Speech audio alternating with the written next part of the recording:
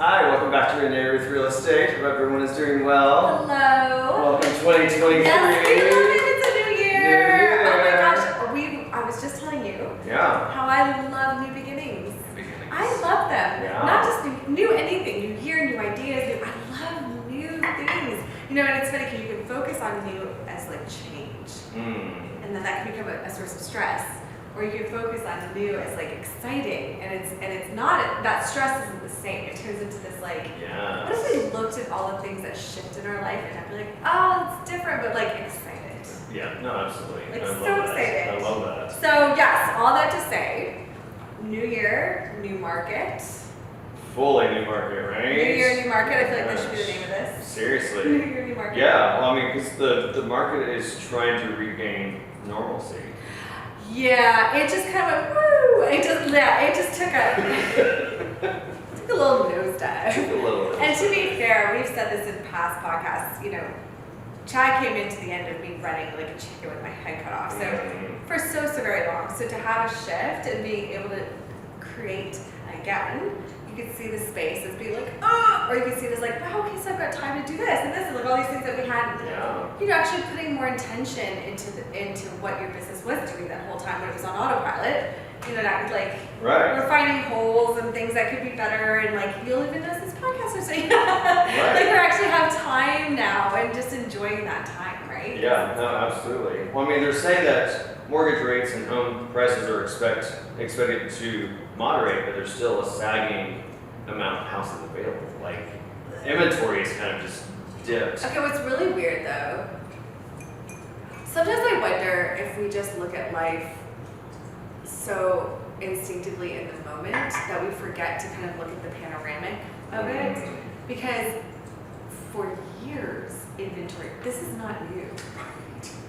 Like when I started, inventory was low. Yeah. Inventory was low and somehow it was still a buyer's market at that. Like, meaning inventory was low and so were buyers, but there was more buyers than there, like, when I started in 2017, like it was grueling. And like, you know, you make a business, I was just saying this to, you know, our good friend that's a lender. I was like, you just do business differently. Like, no, absolutely. Because there's always people are going to buy and sell. Always. No. And then maybe you're looking for different ways, you know. You have to shift and it's fun. No, absolutely. But yes, you mentioned rates, so we talk about a lot about that amongst ourselves in the industry, especially, you know, the lenders like to predict. I love that because I feel like every lender's on a talk show sometimes on their Facebook. Have you noticed that?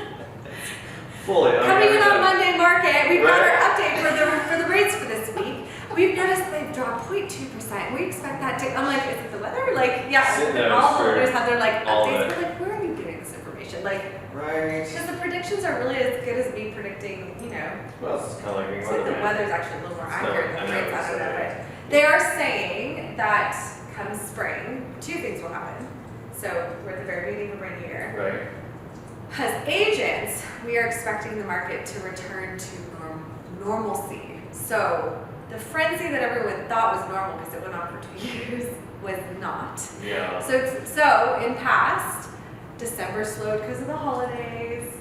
January was slow because it's cold, and then it would start to, you know, and come March, things would start to amp up. So you're doing a lot of your housekeeping in January, you know, as an agent in February, and like getting your stuff together because you know it's gonna jump in March, and that's when they expect rates to come down. We will never see 2 points off again. Oh, no. Never. But they're expecting 4s. Okay. That's so good. 4s are you kidding? That's what I bought my house I was at. gonna say, like, because it was like 7, 8, yes. so like dropping down to 4 would be amazing. Oh, buy a house. Buy a house. Well, that's the other thing we've said 1,000 times. Don't let rates stop you, because if you find a house you love now and the rates go down in the next 6 months, you refinance. You know what I'm saying? Like. Well, no, it's true. I mean, mortgage rates are the lifeblood that drive home sales. Thank you. Right. Feds. Exactly. So, but yeah, so I mean, again, just understanding that it's not going to stay that way, that as they start to return, get ready, be able to hop in that house. Ready. Well, and so I find a lot in my business anyway, like, not everybody's rate driven. So while the market might show that there's more buying and selling going on when rates are low. Across the board, that's true, but my business isn't based off of rates because first-time home buyers, when I bought my home, I didn't even look at a rate. I remember hearing what my rate was, but I was like, I was more concerned with what my payment was. Well, exactly. Can I make that true. payment? Well, that's what I would be. That's what I would be at. I how much don't is care it gonna what cost me? the rate is if Yeah. I can make my payments. How much is this going to cost me a Yeah. month? Okay, I like that. Yeah. I think I only knew what my rate was because when I went to refinance, they're like, oh, you had a 4.65.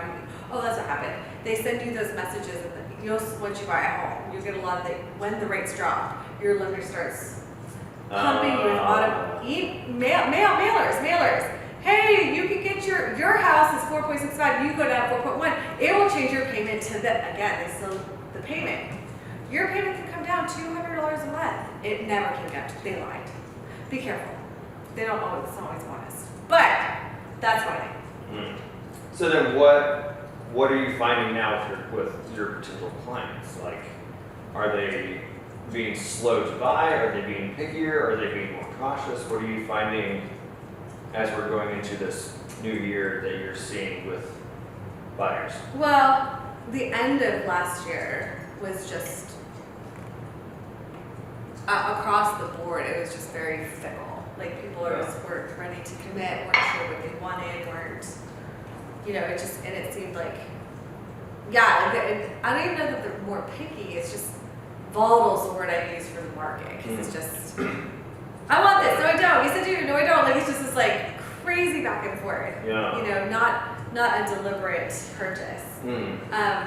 But you still have the people like our client Steven, who he's like, I'm making a move from here to here. Right. This is my goal. I want to invest, and I'm gonna help me find this house. No rate was in discussion. We found the house, we moved in. So like, you're still gonna find those. They're just not coming as fast and furious as they once did. Got it. Okay. Well, builder confidence has fallen over the last 11 months as mortgage rates and buyer traffic slowed dramatically. So I know, especially here, I have seen a lot. Because I used to work for a builder, so I've kind of seen how tense that has been for a lot of them. I just had a client who wants to get into spec homes. He said, and I was like, yeah, that was my sentiment. I was like, I worked for builders. I said it's just these one-offs. I said the margins are really tight. Yeah, well, actually, 59% of builders have reported using incentives like mortgage rate buyout, buy downs, and price cuts just to win buyers back. Currently. Yeah. Wow. So that's kind of like the new thing. On new builds. Because they've had such a hard time. So, wow. yeah. So you would think is it because the new builds? So I feel like over the last couple of years, what went up exponentially was the new builds. And they kind of drove the rest of the market up with them. So I feel like new builds, what you're getting for the price isn't matching. So is that where they're getting stuck? Because and that's what I've even seen because, as you know, I always look at what's on the market. I just think it's fun. That's why he's partly real estate. Right, and so I'm always checking, and I have not been impressed. When I come across new builds that are up for sale, I'm like, how are you justifying this price? It's just, I feel like and I don't know if the budget that they're working with is just forcing them to make cuts because some things have been so much more expensive. Like lumber costs have been up. I mean, if the granite costs are up, if their hands are being tied because they run out of money, then they're having to build these houses however they can to get on, but they're trying to make the money back. So that's kind of what I'm wondering if that's what's happening, but I just have not been impressed. I think it's a combination of a lot of things because the builder wasn't liquid to begin with and they were borrowing money to build. Every month that they borrowed, that accrues interest. So they have to, that's another factor. Like if they're borrowing money to build a home, then on that borrow, they have to factor in, okay, well if it takes this long to build, this long to sell, the price has to be here. But that's where it stops reflecting the quality necessarily because you're actually making it about, and I don't know if this is just our area issue or if people watching this that live in other areas, is the quality of the building, of the new build suffering in the same way? Yeah. I know I've taken clients who've come in from out of town to our new builds and they've been brutally disappointed with the quality, and I've said it, you know, like there's no, you know, there's no effort in this house. Well, yeah, I mean, that's kind of what I was, and so what I want to say, in at least in somewhat of defense of the builders, just because I was actually on some of these jobs, is I remember at one time I feel like lumber was like 3 or 4 times as expensive. It wasn't even just one time, it was 2020. Yeah, 2020, yeah. So. And it came down last year, but then again, when did they borrow the money for the build? When did they spec the home? When did they, you know, and then you wonder too how much of it were they were riding the push of the market. Right. Because, but I mean, I think new builds are like at 300 a square foot or something. Yeah, I think that's about right. And they're just, but it's not like there's no crown molding. There's like just the little, like the little things. Yeah, and then like cabinets were like pushed back like 6 months, and then they couldn't get. And then so that delay. Yeah, I don't know. It's just so like all the like it was just it was not a good time to be building new homes. It was, which is so ironic because it was at a time where we needed more homes. The irony of the entire thing, like we needed houses, and there weren't enough houses, but the ability to build quality was just skyrocketed because of the pricing. Yeah. I don't necessarily think that I don't feel like a builder's trying to gouge a buyer. No. I feel like builders got stuck in a pickle. No, they did. That's what I'm saying. Like I feel like. But the person suffering in the end is the buyer who's not getting a high quality product for like 1,000 reasons. Right. So they're having now they're having to come in and add more things on top of the fact that they already paid a price that didn't seem justifiable. Yeah. So, which is unfortunate. I think you're talking about buyer's remorse. Yeah. Was it the buyer's remorse from 2021 or 20? It was like 50-some%. Like, it was. Yeah. Well, I mean, because the houses were flying so fast and prices were insane. I was literally showing property today, and the woman that is with my former client, it's a former client, she's looking for investment property. And the woman was with my former client was talking about how she had purchased her home, and she's coming up from Florida, and she purchased her home, and it's too small, not where she wanted, like this, you know, but she doesn't because the capital gains. Yeah. And I can't remember the time frame for capital gains. I'm supposed to call Stephanie and ask her, because she said to me, she's like, I've been thinking about selling it and trying to get something different. Now that she's been in town and knows the area, and I'm like, I think that might be a lot of people. Yeah. You know, especially because so many agents, if you're not savvy with video or touring in video or communicating that, and people are just frantic to get somewhere. You know, a lot of people I think bought out of desperation versus out of they may have great appreciation. Like, this is what I want. Yeah. You know? So inventory could hike up with all the buyers remorse. This is what I'm saying. Trying to sell their houses now to buy something else. So remember, if it is 2 years for capital gain, somewhere this summer, inventory there's just gonna be a shuffling of homes. That'll be fabulous. Absolutely. Well, Bright MLS data recently showed that 40% of sellers have adjusted their home price downward or offered concessions. Whoa. Yeah. So I will say this. In our area, Bright is in, I want to say this is Virginia Beach. Yeah. I think that's which is like 4 hours east of us. In our area, and this is so interesting because I have a client that's specifically going after older listings. And not necessarily, he's got a very tight budget, so not because he's necessarily trying to take somebody for a ride, but because he's only got so much to be able to work with.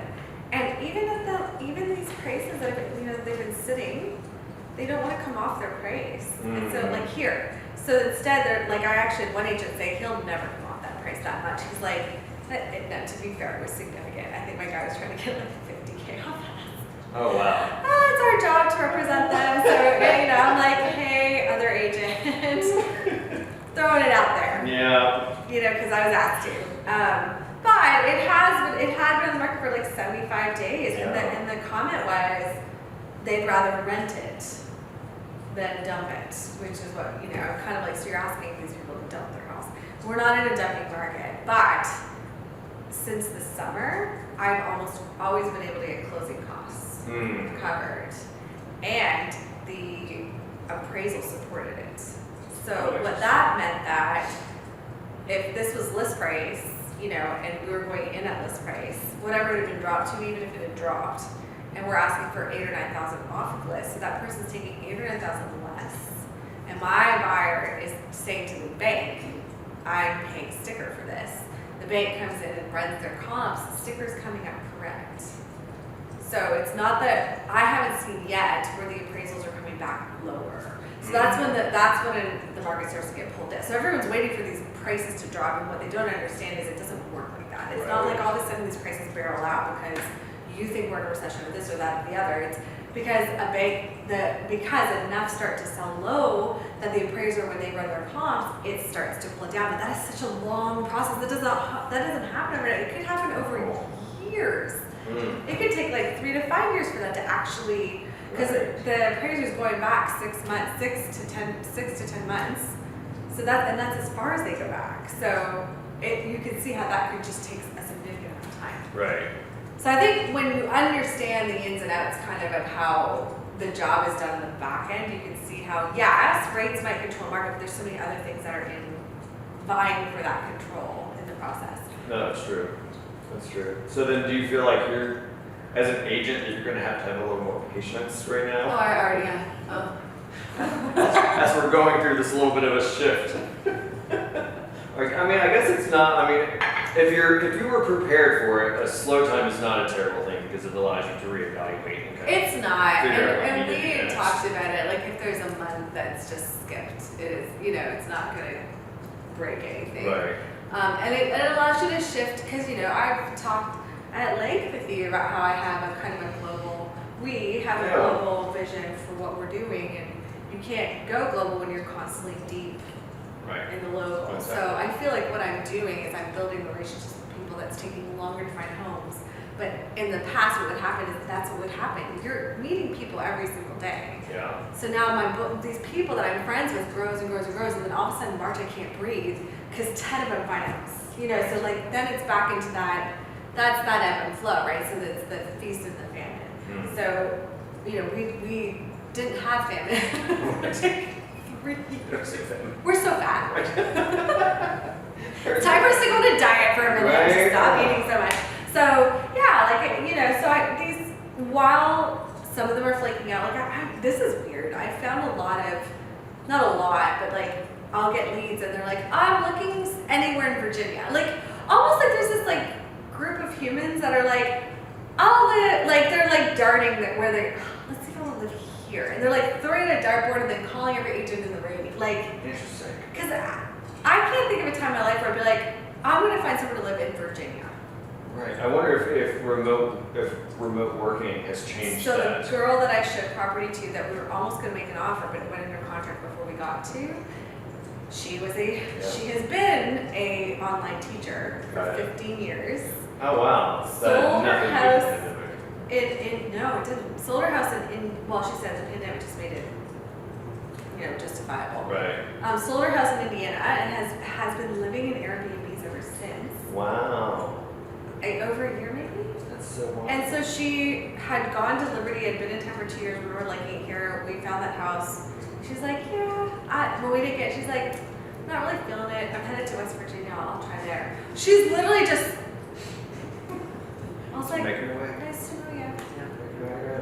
But she's not the first one I met like that. Like I said, that's not the norm. No. But it's interesting that people are choosing because a job doesn't keep you somewhere anymore. Yeah. There's this nomadic mentality where they're like, that's so interesting. I'll just bounce around until I find something that feels right. So I wonder if that's going to actually cause things to shift a bit too. If people can come and go, if they're not having to be tied up. Job stationary. If their job is not keeping them in a certain place. I do know when the pandemic ended, a lot of my we've seen a huge return to work. And I think a lot of that had to do with the fact that many companies had leases and buildings. Well, right. So there'd have to be that shift first, where they are like, are we going to get rid of the office? Yeah, what do you do with this massive overhead and Yeah. nobody in it? I know Leslie's kids work at Capital One in Richmond, which is like a Google campus. Right. It is literally massive. And it was a ghost town for 2 years. Everyone's working at home, and now they're never going to come back. It's They have a space. We need to use I it. kind of said that to her. I was like, well, what would they do with it? Right. You could move a university in there. Like, Yeah, what would seriously. you do? Like, Capital One is this monstrosity. What blew my mind, though, is that they wanted them to come back and then still had them do Zoom meetings. That's hilarious. And I think it's because some people were allowed to continue working elsewhere. So they just had everyone meet in a Zoom. Well, it also keeps the conference room clear. Everyone's staying in their office. We'll just So they Zoom could be it. like Chad and they go to the conference room and sing. The owner's in there with his karaoke machine. Come in at 2 early in the morning and catch Chad singing in the background. Shh, don't tell my It's just like, secrets. you done rehearsing yet? I am. Chad sings and he's really good. You should hear it. Right. Alright, you ready? Oh, we're ready for this We're first ready. New Year Fun Fact Friday! Fun Fact Friday! This is a good one. This is a good one to start the He year. says this all the time and I love it. All the time. This is a good one. This is a good one. So, 2018, an opulent Manhattan mansion hit the market.